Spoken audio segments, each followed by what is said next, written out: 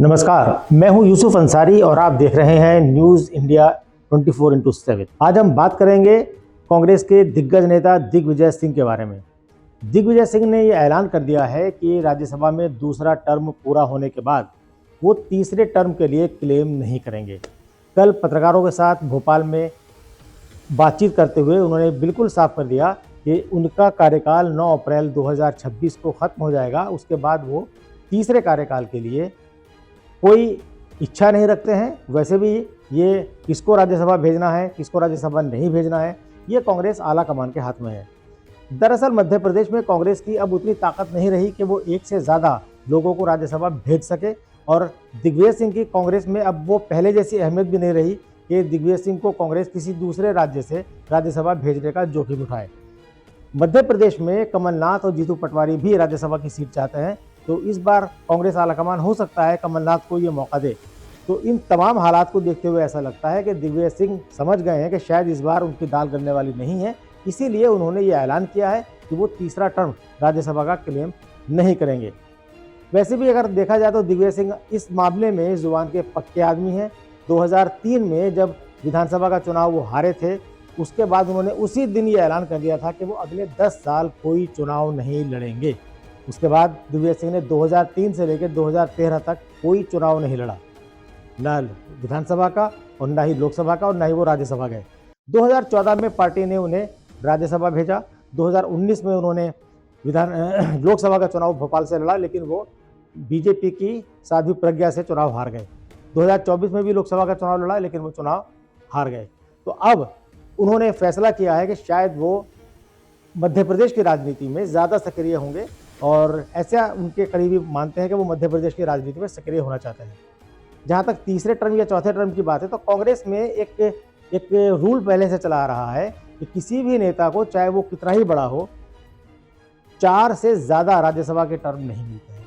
दिग्विजय सिंह को तो अभी सिर्फ 2 बार राज्यसभा भेजा है पार्टी ने, और तीसरे टर्म पर ही पार्टी उस हालत में पहुंच गई है कि वो ज़्यादा लोगों को राज्यसभा नहीं भेज सकती है। इस संकट के कारण कई बड़े नेता कांग्रेस को खोने पड़े हैं। अगर हम बात करें तो गुलाम नबी आज़ाद, जो कि राज्यसभा में विपक्ष के नेता रहे, उसके बाद चूँकि राज्यसभा में भेजने की पोजीशन में कांग्रेस नहीं थी और गुलाम नबी आज़ाद राज्यसभा में बने रहना चाहते थे, इसीलिए उन्हें पार्टी आलाकमान के साथ उनके इख्तलाफ हुए, मतभेद हुए, और अल्टीमेटली उन्होंने पार्टी छोड़ दी।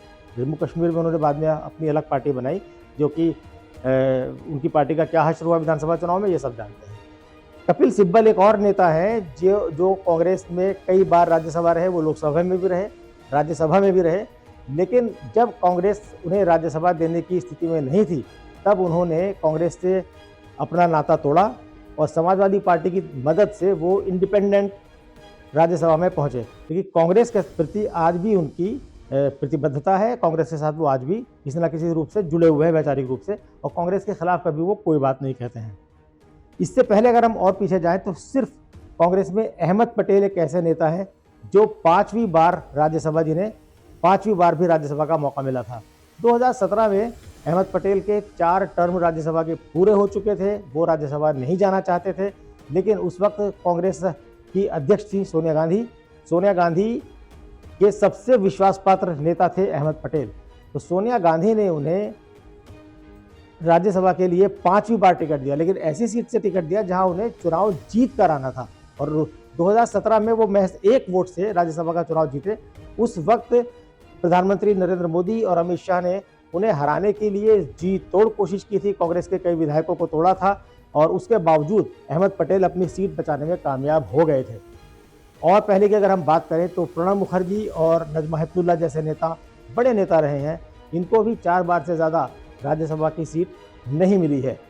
नजमा हेपतुल्ला को जब 2004 में 5वीं बार राज्यसभा भेजने से मना कर दिया था कांग्रेस ने, साफ कह दिया था कि 5वां टर्म राज्यसभा का आपको नहीं मिलेगा, तो उन्होंने पार्टी छोड़ दी थी और वो बीजेपी में चली गई थी। बाद में बीजेपी से वो राज्यसभा में रही और नरेंद्र मोदी की सरकार में अल्पसंख्यक मामलों की मंत्री भी रही। बाद में उन्हें मणिपुर का राज्यपाल बनाया गया। मणिपुर के राज्यपाल से रिटायर होने के बाद वो राजनीति से संन्यास ले चुकी हैं। एक और नाम है प्रणब मुखर्जी का। प्रणब मुखर्जी किसी ज़माने में 1 बार सिर्फ लोकसभा का चुनाव लड़े थे और वो हार गए थे, उसके बाद वो कभी लोकसभा का चुनाव नहीं लड़े, लेकिन 4 बार कांग्रेस में वो राज्यसभा में रहे। 5वीं बार का टर्म उन्हें नहीं मिलना था, इसीलिए सोनिया गांधी ने 2004 में प्रणब मुखर्जी को लोकसभा का चुनाव लड़ाया। उसके बाद प्रणब मुखर्जी लोकसभा का चुनाव जीत कर आए और उन्हें रक्षा मंत्री बनाया गया। रक्षा मंत्री भी रहे, बाद में विदेश मंत्री भी रहे। 2009 में प्रणब मुखर्जी दूसरी बार लोकसभा का चुनाव जीते। तो यह है, कांग्रेस में किसी भी नेता को 4 बार से ज़्यादा राज्यसभा का टर्म नहीं दिया जाता है। लेकिन यहाँ मामला दिग्विजय सिंह का जो है, दिग्विजय सिंह ने 2 बार राज्यसभा का टर्म लिया और तीसरी बार के लिए वो खुद मना कर रहे हैं। वो इसलिए मना कर रहे हैं कि आज की तारीख में कांग्रेस के पास राज्यों में विधानसभा की ज़्यादा सीटें नहीं हैं, उतनी ज़्यादा सीटें नहीं हैं कि कांग्रेस अपने किन्हीं बड़े नेताओं को राज्यसभा में एडजस्ट कर सके। यही वजह है कि कई बार उत्तर प्रदेश से लोकसभा का चुनाव जीतने वाली कांग्रेस की अध्यक्ष रही, लगभग 19 साल तक कांग्रेस की अध्यक्ष रही सोनिया गांधी को भी बाद में राज्यसभा आना पड़ा राजस्थान से। हालांकि उस वक्त राजस्थान के अलावा हिमाचल प्रदेश भी सोनिया गांधी को राज्यसभा भेजने में इंटरेस्टेड थे और वहाँ के मुख्यमंत्री ने खुद ये बात कही थी कि अगर सोनिया गांधी हिमाचल प्रदेश से राज्यसभा जाती तो उन्हें ज़्यादा अच्छा लगता। लेकिन तब अशोक गहलोत ने सोनिया गांधी को राजस्थान से राज्यसभा भेजा था। तो इसके साथ ही मैं ये बातचीत खत्म करता हूँ। फिर हाजिर होंगे किसी और मुद्दे पर अपनी बातें करके। तब तक के लिए मुझे दीजिए इजाज़त। बहुत बहुत शुक्रिया।